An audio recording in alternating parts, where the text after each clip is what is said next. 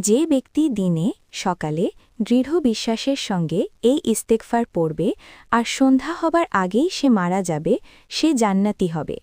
আর যে ব্যক্তি রাতে প্রথম ভাগে দৃঢ় বিশ্বাসের সঙ্গে এ দুয়া পড়ে নেবে আর সে ভোর হবার আগেই মারা যাবে, সে জান্নাতি হবে।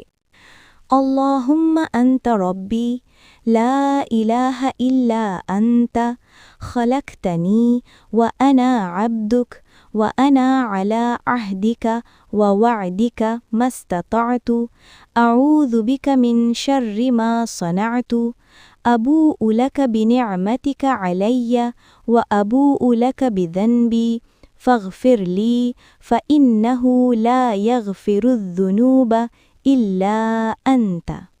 হে আল্লাহ, তুমি আমার পালনকর্তা, তুমি ব্যতীত কোনো উপাস্য নেই। তুমি আমাকে সৃষ্টি করেছ, আমি তোমার দাস।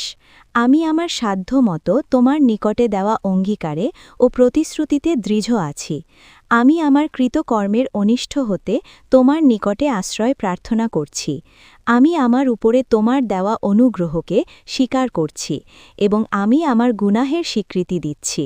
অতএব তুমি আমাকে ক্ষমা করো, কেননা তুমি ব্যতীত পাপসমূহ ক্ষমা করার কেউ নেই।